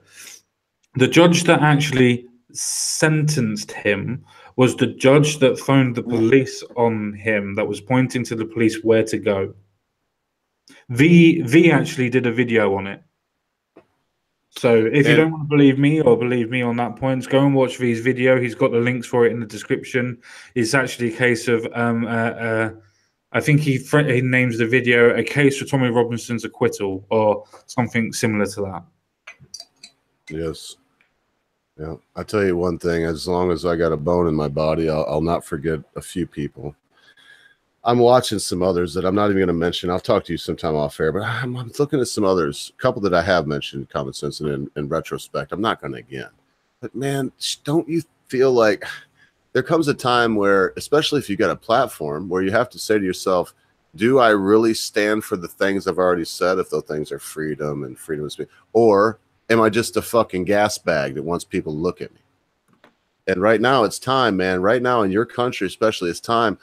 Because I watched it with Dankula. I mean, you've seen Ricky Gervais come out. He said a lot, but in the last thing, he didn't even mention his name or what he'd done. He didn't mention the joke. I think he did say his name, but he didn't mention the joke, and he called him Meacham. Yeah. Anyway, I mean, it's time for people to either, including you, Ricky Gervais, because I know you're watching right now. We know. I mean, Common Sense told me. We can see that you've been watching for like 6 months. Why don't you say something? Why don't you at least email Common Sense? He's sick and tired of it. Yeah, I'll have you on the show, Ricky. You know, you're kind of beneath me, but I'll have you on to talk about free speech. Yeah. You know, we'd give you a leg up here, mate. I mean, we're not beneath that. He is, like you said, we already said. All right, but so we want, it's time to do something, though. It really is. I just made that joke because I realized I'm going to go on a soapbox, and no, at least he did something and he has a platform. But my God in heaven. Do you not think, Hank Crumbs says very quickly, I know you're not a God-fearing man in the same sense that I am. You find your God from within. We all have a deity, whether we like it or not, but you find your deity from within. But do you ever want to think that inner spark of deism that comes from your heritage, what you know, that thing that caused your nation to come from a tiny little obscure island being attacked by the greatest military might on God's earth, the Roman Empire? We know where Hadrian's Wall stopped. What I'm trying to say is, would we quell that? I mean, isn't there something inside of the Englishman, the English man, that says this cannot stand?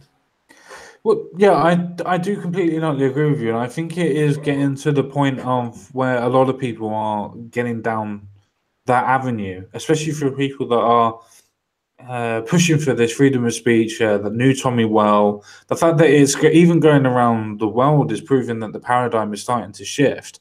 As people would say, the Overton window is starting to rumble. It's starting to shift yes. to the point where I would actually say it's starting to split. I would say that the actual Overton window in itself, if I could try and visualize it for people, I think that where the left. Right, I was going to ask. I was going to say, if you don't know what the Overton window is, press 1, because explain it a little bit and then do your thing there. Yeah, well, basically, the Overton window is basically the section of where people would actually be political class. So, say, for instance, at this moment in time, we would say that we are more centre-left or left. So, the Overton window would be more hanging over the left and the centre than what it would be anywhere near the right. So, the Overton window bases what your society is basically politically aligned with. It's the mean spot. It's the mean point on the bar line where society is politically. Yes. But yeah, on me personally, I think that the actual Overton window is actually starting to split. I think it's splitting into two. I think it's splitting to the left because the left is getting worse and worse. And I actually think that the right is starting to split because I don't think that there's any sort of form of centrist anymore. I think with what this is going on, the centre is actually thinning out. I think more and more people are starting to take sides, whether it's the left or the right. I don't think it's a case that people are staying in the centre anymore. I don't think there's a form where any sort of centrist can go, well, this is the party for me, or this is the politics for me. There's so many politics that are now going around that people have to choose that stop them from either being left or right wing, because there's so many different bits and pieces now that are out there. So when it comes to freedom of speech, you have to go with a right winger to be able to provide any sort of form of freedom of speech. And if you want any other rights, you have to make sure that you've got the freedom of speech first, or freedom of expression. So I think for me, the actual English in general, or the British in general, there'll be a point where they push too hard, and that will be the point where the whole government will just get taken out. It will be a proper civil war. The thing with the British and the English in general as well, mostly, is a case of we will take shit for a very long time. And then it comes to a point where it's just like, no, mate, we're not taking any more. And then we just do what we need to do to get rid of you. And I think that's where that's going to happen. I think it's going to be a case of it's getting very close. A lot of people are protesting over Tommy, obviously. They did straight away. So many people are now obviously doing speeches over it and everything. Well, we don't know how much they straight away. We don't know how much they straight away common sense because they cut the feed so much on the. You've seen them climbing fences on by 10 Downing Street. They people are hating this. And maybe so you were telling me from where you're at, I don't know if you can actually see it, but the vibe you get right now says you agree with what you just said. So in other words, you feel like people are straying away from the actual they're saying, oh, Tommy, you know? Yeah, no, I do. I do think that people are going to the point of they're starting to get very, very annoyed with what's going on in the world. I think that this is a catalyst for bringing more centrist people into the fold, so to speak. And as I was going to say, to actually go on air and everything, and I hope he actually hears this as well. When Sargon's going around calling people like Mr. Metica cucks and cowards and things like that, but yet he won't even talk about what's going on with Tommy Robinson because I was on a plane. I didn't know what was going on. You know fucking well what's going on. You're well up. I don't want to get the contract out, but I can't say certain things about certain people that helped my show in the beginning, and I come back tonight. So say that again, Common Sense. You're making a great point. So in other words, he's ready to come out right now against somebody that has no power against him, really, except to make drama that could only help the god of the trolls. Yes. But then when it comes to something real, like Tommy Robinson, what does he have to say about it? Absolutely nothing. He won't do a video on it because he can't. His excuse is that well, Tommy Robinson did break the law, and I believe in that law. And it's a case of literally, you have built a foundation, you have built your platform on saying that Muslim rape gangs are bad, Muslim and Islamification of our country is bad, and this is what's going on. That the feminization of our country is bad, and this is what's going on, and this is the reason why Islamification is working so well. The whole idea of your classical Marxism, which I don't know where you got that term from, but whatever, is a case of you push those identity, you push those points, but yet you don't actually want to talk about the actual issues. And when somebody is actually doing a better job than what you're doing, and is actually fighting it head on, and is proving the point that police, counsellors, social workers, some youth centres, some youth charities have all been involved and have all hidden evidence and paid people like off to make sure that that's not going to happen. You're going to sit there and not defend that person when he's fighting the fight better than what you ever fucking could. And that just shows you the actual legacy of the man. Well, do what I say, but don't do as I do. There's twofold problems there, Common Sense. Number one, burying what a man actually is. That's a great point you just made. Burying what a man actually is. But number two, trying to deny that these institutions that we have, these boys' homes, these girls, places where kids congregate, be it a parsonage or whatever it may be, a parish, where a local vicar, wherever it may be, it doesn't necessarily have to be the vicar or the mosque or the imam that's there, but things are going on in these places. It was at one time in the Catholic Church, and now I'm not talking about priests diddling the altar boy, Common Sense.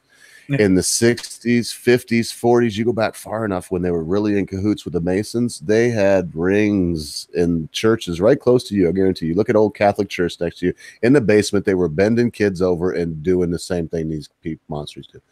It's just the idea in this modern age. Thank you, Common Sense.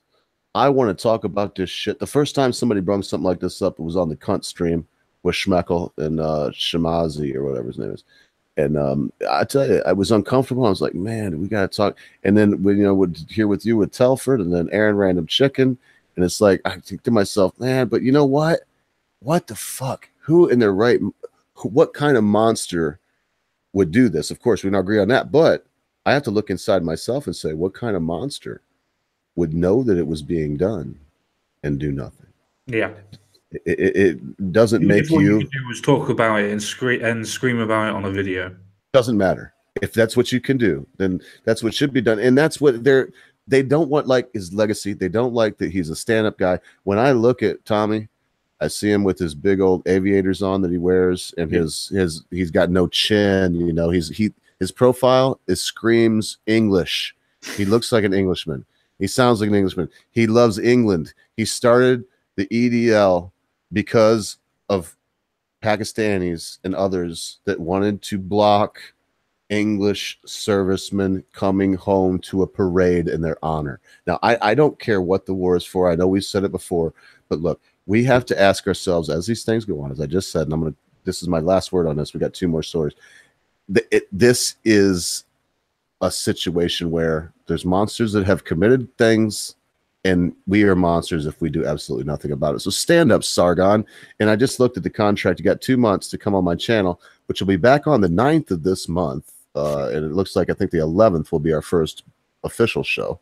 You have 2 months after that to come on, and then I'll tear the contract up and tell you what I really think about you, big guy. So watch out. No, great commentary too. Common sense. You have a way of looking at this that you don't get. I know you're as angry or probably more angry than I am about it, but you have a way of presenting that delicate topic. The one where we're actually looking at people that would do the thing that I can always understand a bank heist, right? Can't you, in the base of you, when you see somebody, they like robbed the bank, or they stole some jewels from some place, or they knocked over a shipment of computers or something. Don't you always look at that, and in the bottom of your heart, you're like, yeah, they fucking bastards. They got it. They did it. I mean, it's not a good thing, but you see that there's a victim and there is a criminal, but the victim is a corporation, or when I look at this, there's only one victim in this, twofold, but it's little girls. The second is society, but it's so much lesser that it's not even worth mentioning. But you do have a wonderful way of covering it. I get a little upset about it. I want to also say that I thought about it in this time, and I'll tell you, maybe the next time it comes up, I think you're right. If you're found to do this beyond a shadow, and it's actually a ring where you're intentionally, I don't know, maybe, I know, I do know, you kill that person, you do it publicly, you give them like gas chamber, where you put them in a capsule and you drop the thing in there that makes the smoke, and and you broadcast it on the BBC at 9 o'clock prime time Friday night. Maybe you don't do that bit, but no, you have some serious announcer that comes on and says, tonight on the BBC, we will be having the public execution of Alam Hakalaka Akadagas Hekaseka. He has been known to run a grooming gang in Luton. Tonight, they will be dropping the pill in the chamber and ending his life. And then, it's like just zoom in. Hey, I bet it would slow it down. Well, I don't know too much about the actual producing the videos and everything else like that, but you could do quite a big, massive news story of it without showing any video of it. So you could definitely nationalize it. So I agree with you on that. But it definitely would. The reason why I suggested that in the first, but don't put it on the BBC. Well, they wouldn't ever do it on the BBC because it's a cultural appropriation. We don't want to take it away from the Germans. Oh, that was good. But the reason why I actually suggested the whole idea of it is because that's the only thing that the culture itself, once it gets to a point where the first lot of culture and immigrants have passed away, so to speak, and it's the second and third, they kind of have more of an integrated identity of Britishness. They understand it a bit more if they've gone to schools and learned the fucking language, which again doesn't always happen. But if they do that, then it's a case of they'll be fine. But it's a case of for those first lots of immigrants and second immigrants that are not learning a language, that are not integrating properly, that only go to Islamic schools. See, that's another thing as well. We should not, for our country, I don't know what it's like in America, but it's a suggestion, but for our schools in themselves, anybody that only goes to a religious school or a religious faith school should English also has to be the first language. To a public school as well. You should mix. I don't know about the that. two. I don't know about that, but English should have to be the first language taught. How about that? No, I completely agree. But even with faith schools, it's fine going to a faith school, but do that. I think they should be forced to go to public school. So if I have the money to what if I have the money? You need to go to school as well. You can't just go to a faith school. If you've got money to go to a private school, then go to a private school. But if not, then you have to go to a public school as well. You have to learn a language. You have to integrate with the culture. So to break it down, you're saying they have to have a curriculum. They have to have a set curriculum that they can't just teach Allah did this and that and rode on waves. I'm not even suggesting that. It's a case that the faith schools themselves should be done on a Saturday and Sunday. Or Saturday Man, or come on, Sunday. faith schools. The Brit used to talk about that. Help me remember about that. That is the faith schools are publicly funded schools. That actually teach. Okay, because that's vague, but I haven't heard about that. That takes me back to the old days. Well, he used to up in arms about that. Like, got to get rid of those. I have it on one of the 5 things that would help Britain. That was his thing. That's what he said. Get rid of faith schools. So what about instead of having them go to public schools? Also, what about just getting rid of faith schools and saying we will not fund them? They can go wherever as long as it fits a curriculum, and English is the first language. You can't graduate. All faith schools are always done with either in a church setting, in a mosque setting, and it's a case of if it's in a mosque predominantly, it's a case that they don't actually integrate. They're not integrating with people that are speaking their own language. Sorry, common sense. Lover Sheffield struck my funny bone. I try to look up at the chat and skim through, so I just skimmed through about 15 of them, and the last one that I just looked at was Lover Sheffield said, "Ogre, the gas chamber analogy." I'm not going to do it again, but the gas chamber analogy is not useful coming from a Jew. But I see your point. I wasn't even thinking about it. Yes, maybe that was a bad analogy. Maybe I should have went with like the lethal injection instead of gas chamber. Yeah. Well said. Touche, Loafer Sheffield. But no, Ain't Jack has basically said exactly the same thing as what I was about to say. If you're going, for instance, the mosque side of things, and you have to go to a mosque to learn all about the faith and everything else like that for Islam, then you're not learning about science. You're learning everything from the Quran. You're not, even if you tried to put a forced curriculum in there, it would be a case of, well, these people want us to learn this, but the Quran says, and forget everything that you've already learned because the Quran says this.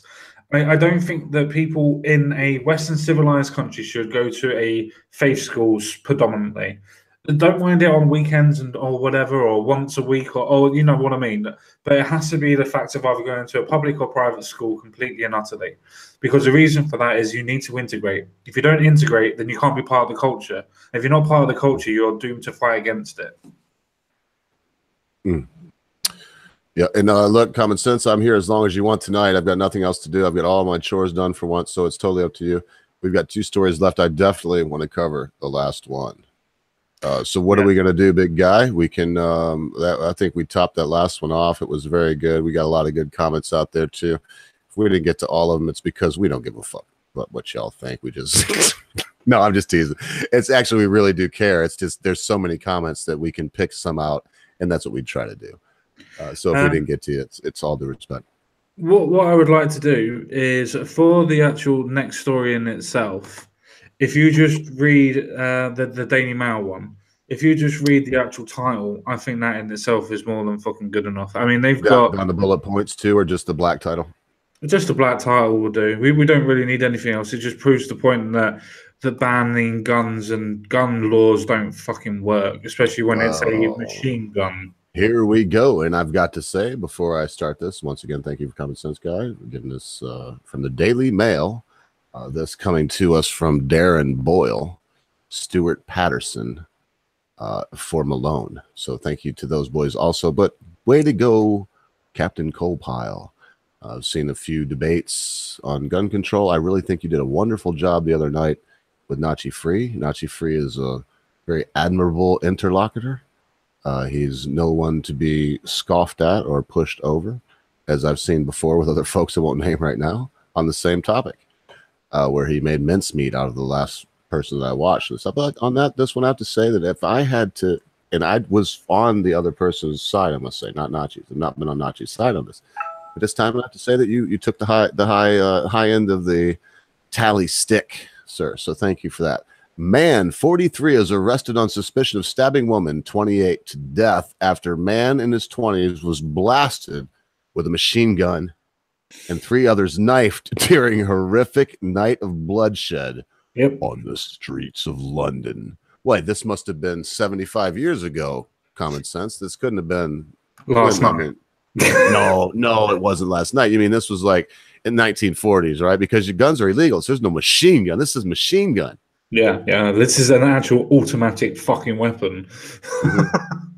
Yeah, I read down in the story, and you're right. There's no need to. We have it all here, but you're not making it up. In the story, it says it's not a fully semi-automatic or some other dumb shit. No, it's apparently this was an actual machine gun. So when the man pressed the trigger, it continued to fire off bullets until A, it was out of ammunition, or B, the trigger was depressed. When it was, was unpressed. You know, he took his finger off the trigger, and that man, wow. So much for gun control, mate. Exactly. This is what happens when we have gun control. Somehow guns still manage to be able to get in and people are still killed with them.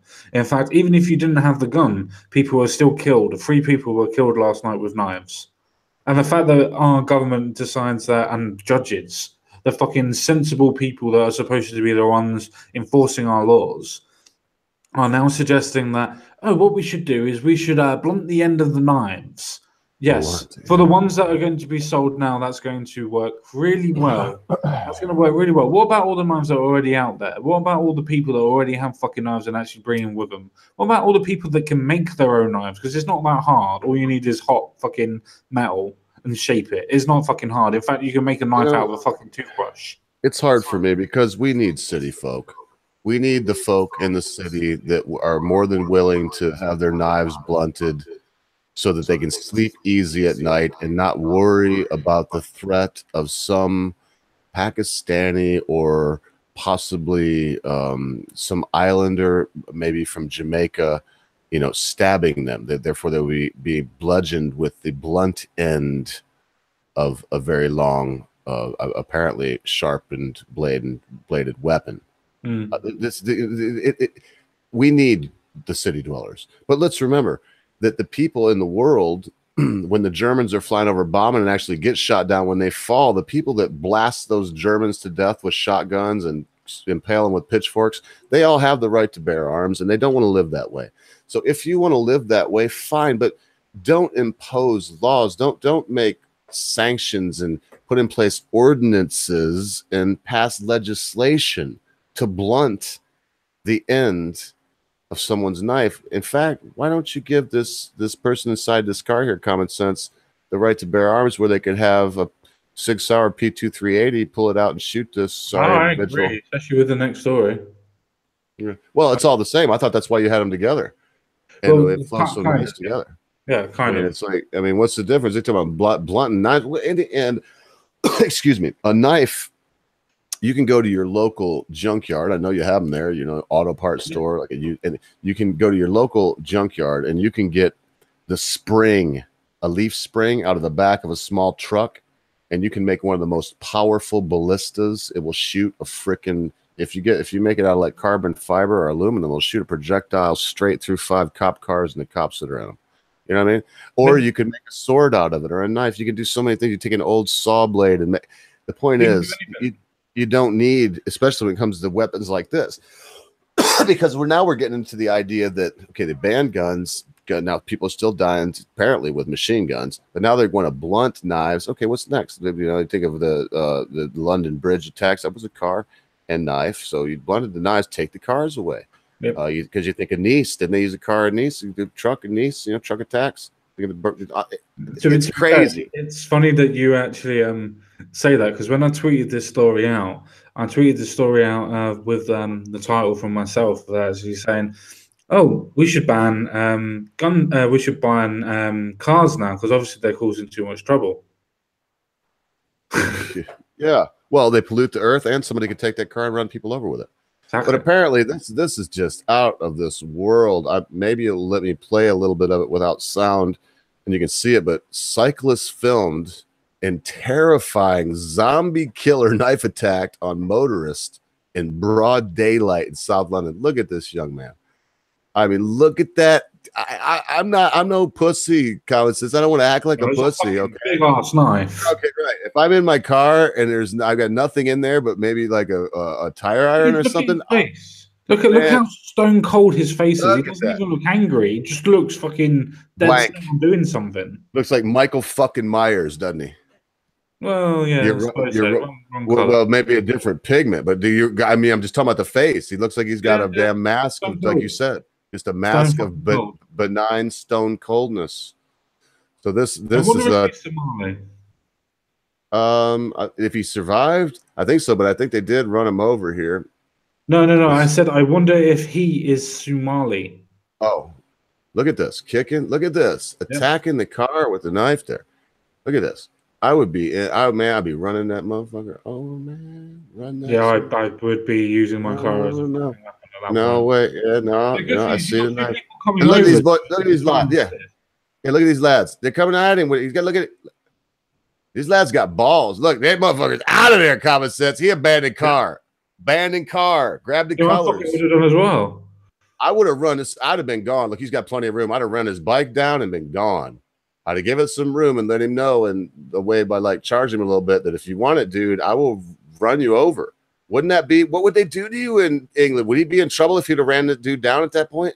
No, he wouldn't because he would. Well, I don't know under the social justice idea, but the actual letter of Right. the law, the letter of the law would be stating that because you're in a panic moment and fear for your life, you're doing anything to escape. We got a saying here in Michigan, common sense. It goes like this: it's better to be tried by 12 than carried by 6. Yes, no, I agree.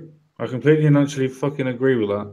Though, if that was to be carrying me, it would probably be 8, not 6. you get it. Everybody gets it. I mean, I'd rather go on the our air on the side. For example, coyotes are a big thing here. And I mean, I'm not making like a two-legged coyote reference, saying coyote the animal. I don't go out at duskish when the sun is just touching the base of the earth. Now I'm saying I don't go out unarmed. I always have my Glock with me, and I usually carry a high-powered air rifle. Because coyotes are cowards, but I don't want them to ever attack me. So in other words, if I shot one and it yelps and starts running, they all run. They're all like, whoa, something bad happened, and they run. But I don't go out. And you can't, I mean, they want you to go out. This guy looks like a coyote. That's all I could think. And I know the funny reference that he's black.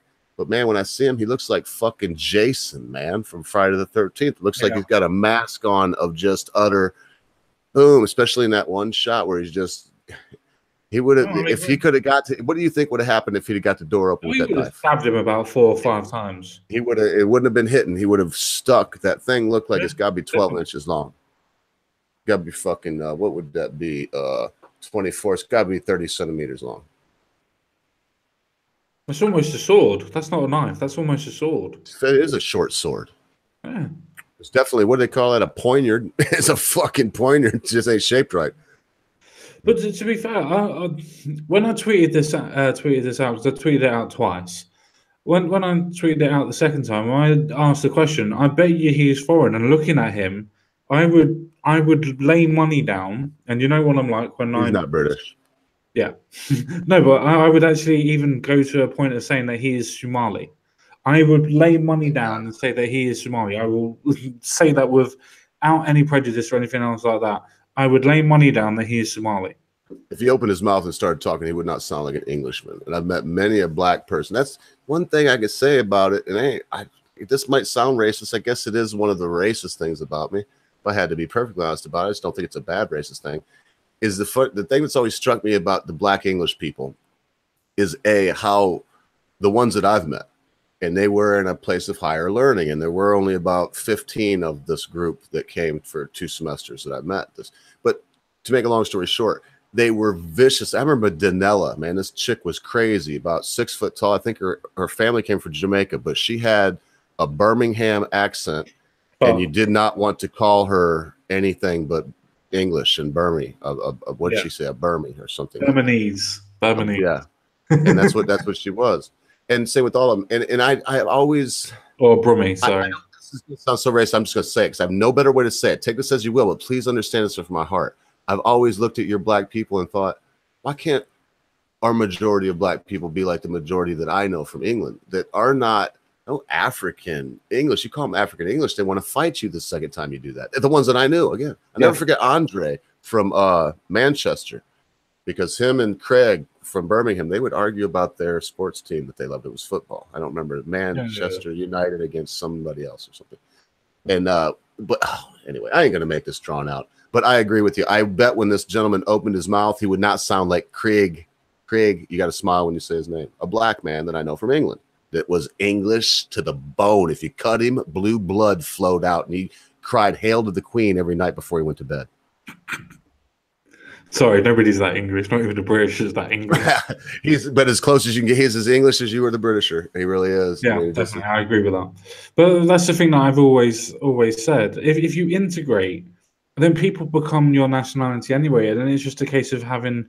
That's the reason why me and Angel Stub don't get on that well, because he blames everything on the white people or the white man. He for some reason thinks that something that's happened 400 years ago still affects him to this day. Yeah. Now, I'm not going to go into the conversations that we have, but I've been having a conversation with him for the last day and a half about a particular video and going through different points and everything else like that. At this moment in time, the actual thing that he keeps on replying to me is, "Oh, you don't understand. You keep on," to the point where he's saying that using DNA is a hoax and a white man's lie. That's how deep his psychosis is. But that's the point. Though, if you have somebody like that, you can't win an argument because you can't destroy the psychosis without destroying the person. And it's a case with integration. You don't have to worry about that side of things because they're all equal. Everybody understands that they're equal. They get treated equally. Everybody is equal. And I think for people like that, they just don't see that. He really does, especially Angel Snub. He honestly does actually believe that segregation is going to be the best way for him, but yet then he'll moan in the next breath about fucking Jim Crow laws. Common sense, you ever go to the beach? And I mean, I'm assuming you went to the beach, but hear me out. You ever go to the beach and you're there and suddenly this chick comes down and she puts her blanket out and puts out her umbrella and she disrobes to her bikini and she is just a goddess, a bronze and goddess, flowing chestnut hair in the breeze, and she applies her oil liberally to her glistening body. And while you look at her and think to yourself, my God, I would put my tongue in her asshole while I begged her if I could please just tweak her nipples, and think to yourself that I'm glad that everyone isn't equal. I mean, if everyone is equal, we're all equal. I mean, you got to have, there be no great gymnasts. I mean, I tried to use a ridiculous and funny example, but there'd be no great poets. There'd be no great writers. Again, Dr. Peterson's on my mind a lot, but I was saying, look, most of everything is done by very few. Beethoven, Chopin, Mozart, they wrote most, those three, they wrote most of all of the wonderful classical music that we listen to. And Beethoven is something like 90%. If you were going to learn Beethoven's, all of his works, it would take, it was something like 4 months of constant playing music from start to finish with no breaks. 4 months of time is how much music did he That's a long fucking time. But think of all the other people, and some of them great, but most of us, man, we fall in these places. We need the best thing that a human being could ever do. For example, done other things in life. I've done things that are more profitable than I do right now, but I found what I do well. For 3 months out of the year, I offer people a wonderful, I mean, I finally, after 2 years of being on the internet, I'm going to start showing the bounty that I get. And, I take that and sell it. All chicken dung. The chickens have lived here from birth. Look, we are all responsible for ourselves. Act like people. I realized I was going into a long diatribe that would have took like 5 days if I'd have just kept going. It'd have been like Beethoven's symphonies playing. Only not sounded as good. The ogre has started his sympathy number 7. And I think we must be milking this out close to the end. It's Friday. Well, it is the end. It is about 4 minutes past 11. I mean, technically we come on around about 15:15, so technically we have enough time to do our final words, and then we can all fuck off, go get drunk, and then go to sleep for the night. I already got the first part of that taken care of. Yeah, I'm getting there. This is headband.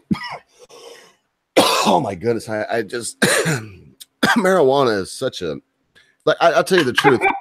I don't think that it's any different than alcohol, though. I was about ready to go on about how pot is so much different than anything else. But does anybody here drink Jägermeister? Yeah. I mean, no, never. Okay. How about white wine? Yeah. And lager. If you think about those three, I picked those three because think about those three. What happens when you drink? If you were to drink a bottle of Jägermeister, how does it affect you? Common sense. It makes me really, really happy and warm. Well, as opposed to what about if you drank like 5 bottles, because equivalent to a bottle, it would say like 4 bottles of white wine. How does that make you feel? That would make me really angry or really sad. See, and so different effects, same amount of alcohol, but in fact, same kind of thing with marijuana. I often talk about pot. So in my last word, I'm going to say this. But I don't say this very often. 2 things. If you don't smoke pot and you're deciding to, be very careful with it. Know why you're doing it. It is a shaman's muse. It's something that's been around for a long time. In India to this day, the people, the shaman that do that worship Shiva, go around, they get the mud on their face, their dreadlocks. They go around, that's all they do is smoke pot. They're not even for, if you ask one of them, what do they call them? Not a yogi, it's anyway, someone will probably know out in the chat. If you go and ask them if everyone should smoke pot, they say no. It's a powerful thing that should be used by shaman. Now, could be argued that they say that to protect their position. So that I can actually have a final word that doesn't revolve around marijuana, which you unfortunately watch me smoke, and I do to a certain extent defend. Let me leave it at this. Anything that changes who you are. Frank Sinatra was famously quoted as saying, I feel bad for people that don't drink, because when they wake up in the morning, that's as good as they're going to feel all day long. Well, that was something I believe that was painful for Frank to say, because he was a hardcore alcoholic. Mm-hmm. Most days he probably woke up not feeling so good. For the human being that takes good care of themselves, that takes time to move the earth, that puts their hands in the dirt, that maybe changes the oil in their own car, that does something that's outside, unless they're a mechanic, okay? If they're a mechanic, programs their own computer, does something that's outside of their box to get outside of that. Marijuana could help you with some of those things. There are nuances in the different strains. This particular kind, as I said, headband, makes me think a little bit more. It makes me go off on tangents. So give me 2 more minutes, common sense. Here it goes. 2 more minutes from the time I exhale and quit coughing. Yep. No, I'm just teasing. I'm going to try not to cough. Ooh, whoever grew that flushed it really well. So it's kind of easy not to cough in some ways, but it is a clamper. It's expanding in my lungs, making my lungs feel rather small. So here we go. Thanks so much. Thank you so much, Common Sense. I want to remind everybody that the 11th, I do believe, as it comes down closer, I'll tell you for sure. The 9th, I'll have a little thing. Hopefully Common Sense will come by, maybe a couple others. But the 11th or the first Monday after the 9th that I'm able to stream on my main channel, we'll be having our normal Monday show with Common Sense Guy and I. We welcome you to come by. It will be just Common Sense Guy and I. I want to talk to y'all a little something about being a loner. And I want to posit this. I feel like the governor of New York, whatever his name was, it wasn't Cuomo, whatever his name was, the right-wing guy, that said, he wrote a paper that was titled, "Life is very precious, therefore I support the death penalty." So I feel, and that's kind of what I'm saying, because when you're a loner as a human, I want to say that you can't be. You can't be. Pick the people that are around you carefully. No matter what happens in life, you may have been robbed by one of your former business partners. You may have had a wonderful wife or husband that left you and you feel like you could never love again. You may have been destroyed, in other words, financially or emotionally. You may have been hurt by a loved one. You may have hurt people. You may have robbed a former business partner. You may have left a husband or a wife and be dealing with these things. Because in life, remember this, it doesn't matter when evil is done. All parties are affected. it can feel for a certain amount of time, if you're the one inflicting evil, that it's not affecting you in a negative way. That the effect now is, oh, you're riding high on a hog. You feel like a big person. You feel great. These negative vibes that you're putting out are affecting the universe, and it's coming back to you. Don't buy into that. It's a wave in the ocean, and that ripple that you send out, that butterfly effect, that flapping of a butterfly's wings, Cape Good Hope, may be the hurricane that finds you in the Bahamas and destroys your yacht. So, just remember that the small things that we do, the little evils that we allow, if we want to stop talking about Telford, which Common Sense Guy and I have not done. We have not done. It's been old. That's got to be old for Common Sense. It's old for me, but we still talk about it. Tommy Robinson, these things, these social problems that look like they may steal the very basis of what created the foundation of our lives, folks, meaning Common Sense Guy and I. The things that make us proud to be Englishmen and Americans, taking it away. Stand with us, don't forget these things. As often as possible, sound the alarm. And remember, be good to your friends and your family members, because before you know it, they're gone. True that, my friend. True that. I'm still presenting Common Sense if you care. No, I don't care at all, but I will try and sort that out as quickly as possible. If you can, I don't care. There you go. Thank you, sir. No, you are the male stud. You need to be presented. Shit. Thank you and good night, Common Sense. I want that forever. I don't really have too much to say, to be honest, with everybody today. But then again, that normally means I'm going to go into a long diatribe, so I'm going to turn into the yoga. So give me 2 minutes. Take 10. We got it. We got 10. Take it. Cheers. Yeah, the only thing that I'm really going to say is, the thing is with Tommy Robinson is, whether you believe that it's a case of he did do something wrong or he didn't do something wrong, it's the actual way that the government has actually gone about this. The fact that the actual case in which he was reporting on isn't being reported on at all. It's not been exerted out to the rest of the media. BBC hasn't covered it. Sky hasn't covered it. Nobody's covered it. But yeah, everybody's covered what Tommy Robinson was allegedly arrested for, but not the reason why he was even there. Surely that in itself is a kind of a wake-up call. And no, I'm not trying to dog whistle to anybody to try and say, oh, look at the conspiracy theory that's going on. I'm not doing that. I'm just trying to point out logically that if you're going to report on the story of Tommy Robinson and why he was arrested, why aren't you telling why he was arrested and where he was arrested and what he was doing? Because that's always omitted. It's never there. It's always redacted. The fact that he wasn't doing anything. He was reporting on a case. What case? The case is ended. You're allowed to report on it now, are you not? So those are the things that you have to really work out. I mean, I've done a video, I'm sure most of the people in the chat know what the video is, of the reasons why I think that Tommy Robinson was actually arrested and why he was sent down and why he's in prison. I honestly think the reason why he was arrested was because he was on the brink of discovering a massive government-funded pedo ring. And the reason why I say that is because if you have the longevity that these rape gangs have been going on for, in Telford's case, over 35 years to 38 years, in Rotherham, over a 20-year period, in Rochdale, a 16-year period, in Newcastle, almost another 10 to 12-year period. These are not small-time things that have only happened for about 4 to 5 years. These have gone on for such a long time that normal people have been complaining about it for such a long time that they can't hide it anymore. It's been breached. It's been pushed.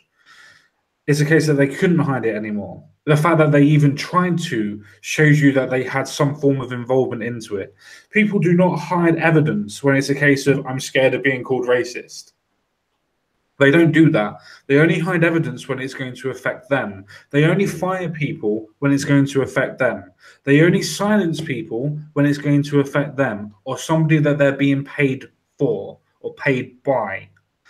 So those are the points that I try to put across in the video that I did recently. And that is that if you're going to have it from the lowest level, as in social services that are supposed to be protecting our children, to our council members with the police in between, that we know for a fact have been involved in cover-ups that have been happening in most of these places, at least up to the police level in all places that have been covering this up. Surely there's some form of corruption and some form of complicitness that's going on in this area. And is that the reason why these stories are no longer being published? Is that the reason why these stories are no longer being pushed anymore? That you're not allowed to actually talk about them? Because remember, the Leeds story or the Huddersfield gang as itself was not allowed to be talked about at all, which is the reason why Tommy went down there to actually do the report in the first place, because it wasn't allowed. It was under a gagging order, the same as what Tommy's was. After he got arrested, he was under a gagging order. So ask yourself, why are these things being put down in gagging orders to protect their rights? So why was the media able to actually report on them beforehand? Why were they allowed to do the Telford, the Rotherham, the Rochdale, the Newcastle, and a couple of others? Why were they allowed to do that and report on that, but now they're under a gagging order? Surely there's some form of, I don't know, dog trail that you could follow or breadcrumbs that you could follow on that point without me leading you there to your own conclusion? Because I know for myself that I would go to that conclusion straight away. But with that all being said, I bid you farewell. I bid you good night. I'll speak to you all again real soon.